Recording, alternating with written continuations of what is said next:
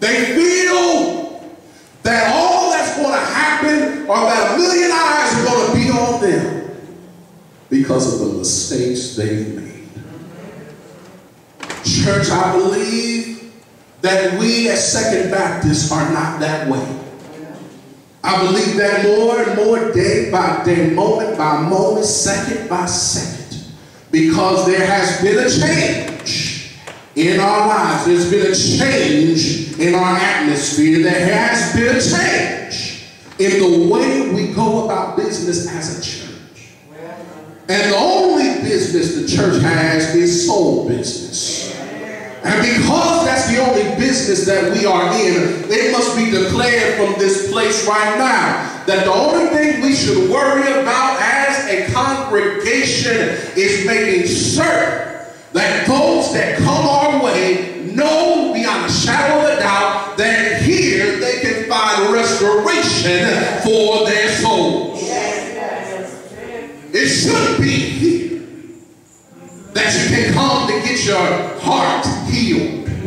It should be here where you should get your mind stayed on Jesus. It should be here where the healing for your physical and spiritual can happen. But I wonder, why do people run when they're in the right place at the right time? And then I wonder, why, if folk run, we don't pursue them? And then I wonder, why do we suddenly get discouraged if we're still rejected anyhow? Now I can walk this text. My grandfather said he was so glad I finally got this thing. Because I told him I got it. He looked at me yesterday and he said, I have never seen you like this. Like you just try to find something and you can't find it. And I'm looking at him like I should feel this way. If I'm any kind of preacher, I need to find it until God shows it. Yes. In the text, we see Paul writing to the church in Galatia, saying, now in the 5th chapter, he's talked about the fruits of the flesh and the spirit. He said, here are the works of the flesh. And he had a long list. But the thing that we always love to read is 20 through 26 of chapter 5. But the fruit of the spirit. Yes. Love, joy, peace, long suffering, gentleness, goodness, faith, meekness, temperance, against such there is no law. If we live in the Spirit, let us also walk in the Spirit. Yes.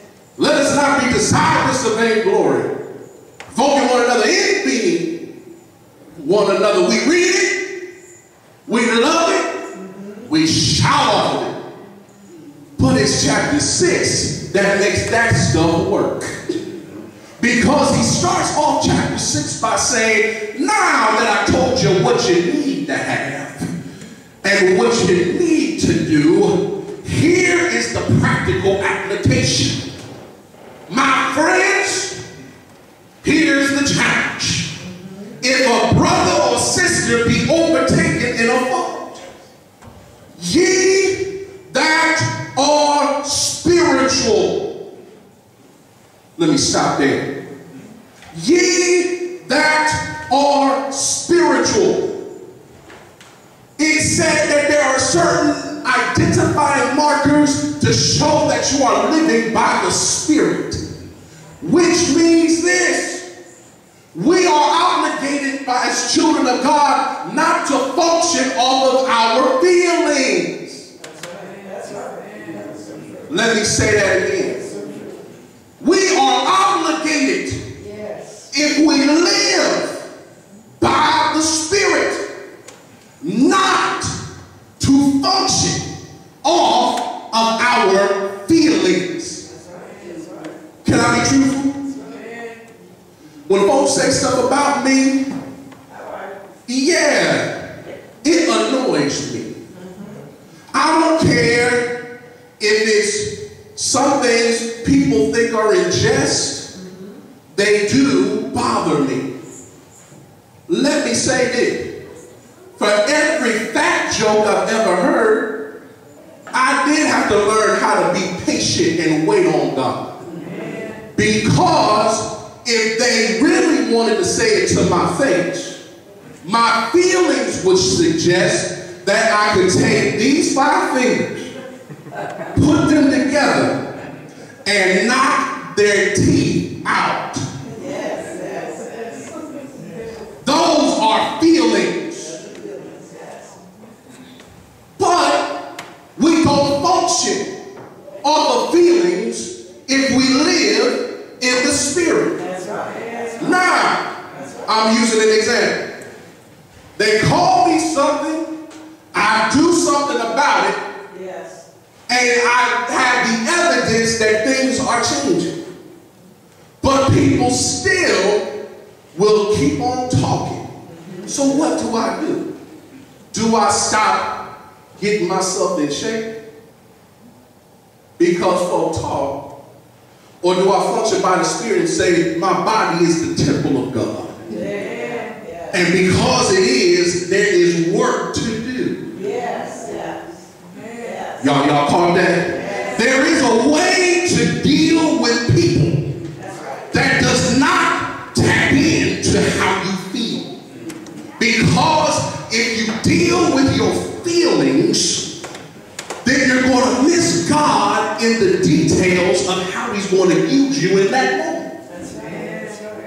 Reject me if you want to, but the word says that even when I come to try to get you who's in trouble, to pull you into the one that can redeem you, even if you still reject me, my Bible says, do not grow weary in well-doing. For what? In due season. Y'all. In due season, you're going to reap if you faint not. That's my confidence. Because if I stop what I'm doing, because I got feelings going on, then I'm going to miss God blessing me right when he needs to bless me in the way he wants to. Amen. That's right.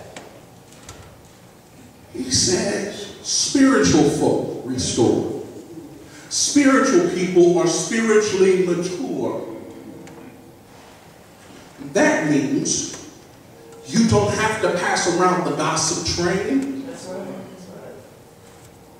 Rather, what may be true should be nothing more than information to give you insight into what needs to be done to restore the one at fault.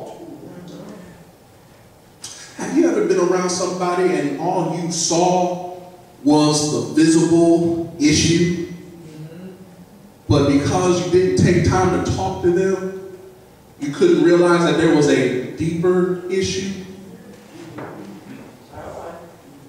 Every pregnant teen is not thinking about sex necessarily. That's right. That's right. I know I'm right. There could be what? Self-esteem issues. Yes. And then you peel that layer back, it could be abandonment issues. Yes. And if you peel that back a little more, it could be daddy's gone or mama's gone. Yes. Or you can peel it back and find out that mama and daddy are dysfunctional. Yes, yes, yes. Ye that are spiritual, dig deeper to find what's going on so that person can be what? Restored. But I have to put this caveat here too. If you say you know Jesus, love Jesus, and worship him, don't leave the church